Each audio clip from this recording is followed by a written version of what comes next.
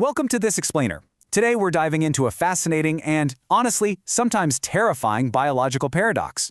We're going to uncover how our own, totally well-intentioned biological security system can suddenly turn something as harmless as a peanut into a deadly threat.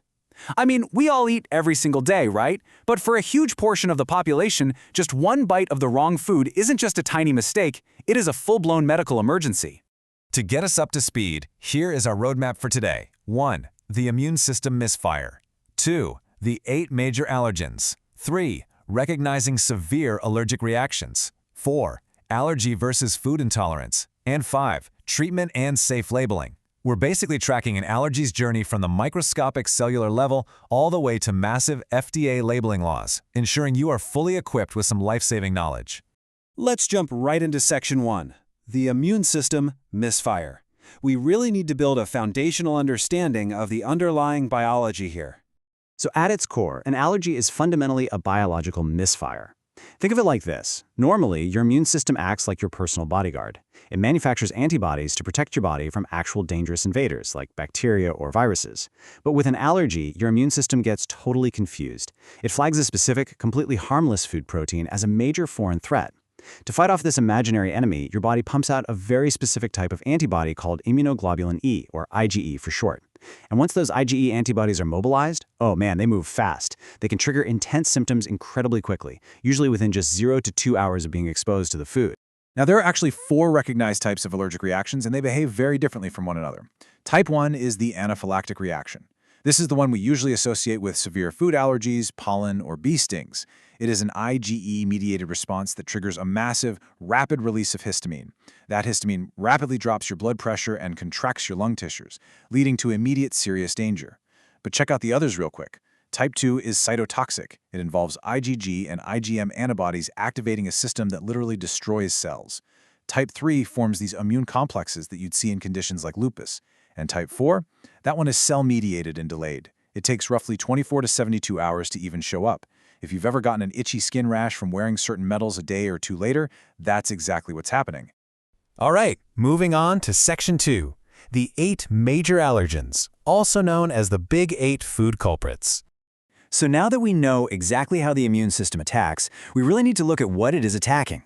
Sure, dust, pollen, and even certain medicines can trigger allergies, but this specific list of 8 foods, this accounts for the vast majority of severe food-based immune reactions in both kids and adults. We call them the Big 8. We're talking milk, eggs, fish, like bass, flounder, or cod, and crustacean shellfish, so your crab, lobster, and shrimp. Then there are tree nuts, like almonds and walnuts, peanuts, which, fun fact, are actually legumes, not nuts, plus wheat and soybeans. It's wild to think that just these 8 items are responsible for a staggering amount of the dietary distress experienced all over the world.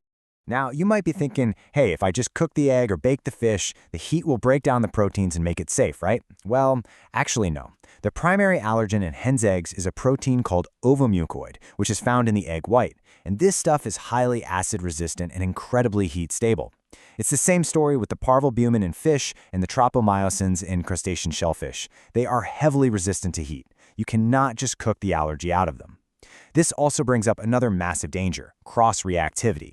Take cow's milk, for example. Its primary allergens are casein and whey. If you are allergic to those, there is a 90% chance your immune system is going to cross-react to goat and sheep's milk too, just because the proteins look so structurally similar to your confused immune system. Okay, let's dive into Section 3, recognizing severe allergic reactions. It's time to shift our focus from identifying the triggers to identifying the actual physical threat.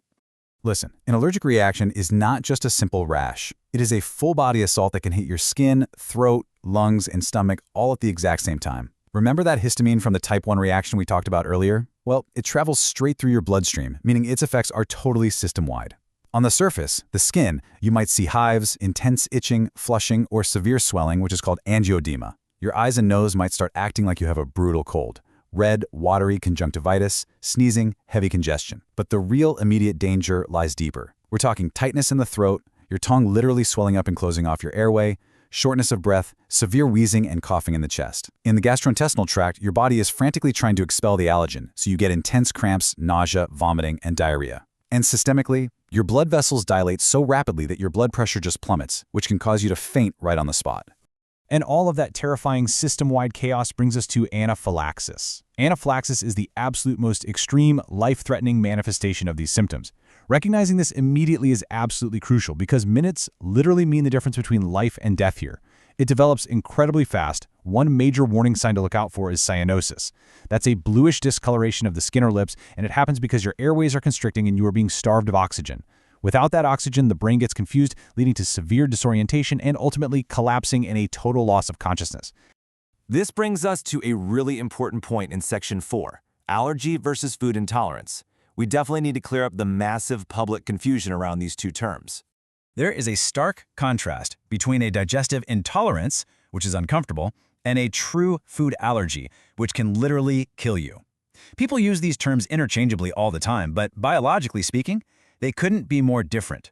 A true food allergy is a hypersensitive immune system response to specific proteins.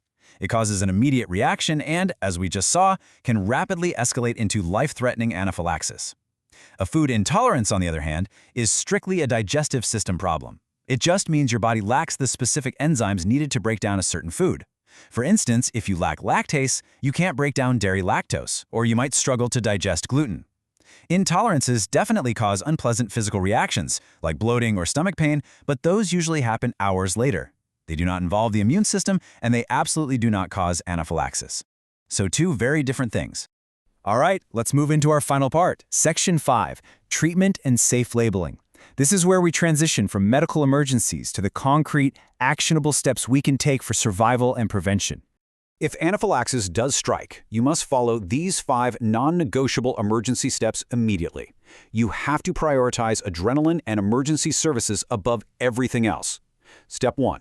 Administer an adrenaline injection, like an EpiPen, as fast as humanly possible.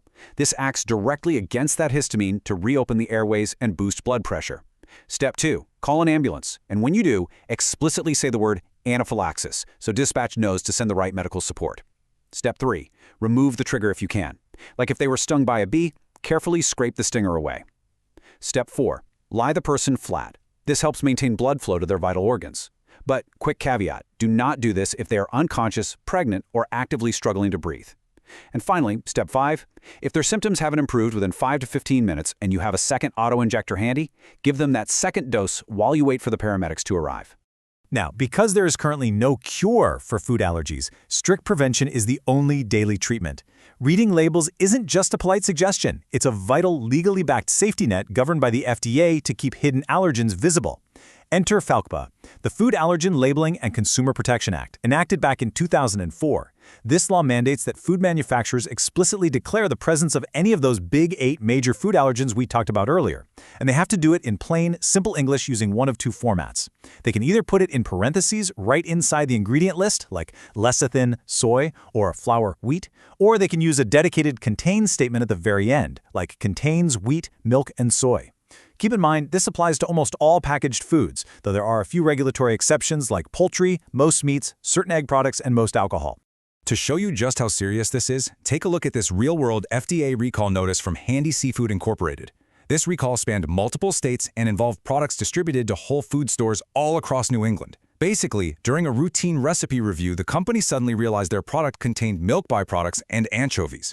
Those are 2 major allergens from our Big 8 list, but they simply were not declared anywhere on the label. For someone with a severe milk or fish allergy, eating this supposedly safe product could trigger a sudden, completely unexpected anaphylactic shock. It perfectly highlights exactly why manufacturers have to be incredibly rigorous and why consumers rely on these labels for their very survival. So, let this explainer serve as a stark reminder that when it comes to food allergies, vigilance is your ultimate treatment, and knowledge is your absolute best defense. We've explored how a simple, everyday protein can totally trick your immune system into rapid, whole-body chaos. We've mapped out the exact emergency steps to save a life, and we've seen just how crucial transparent labeling truly is. So, I want to leave you with this final thought. If a single, tiny bite of food can trigger a life-threatening systemic misfire, how closely will you read the ingredient label on your next meal? Stay curious, stay informed, and most importantly, stay safe out there.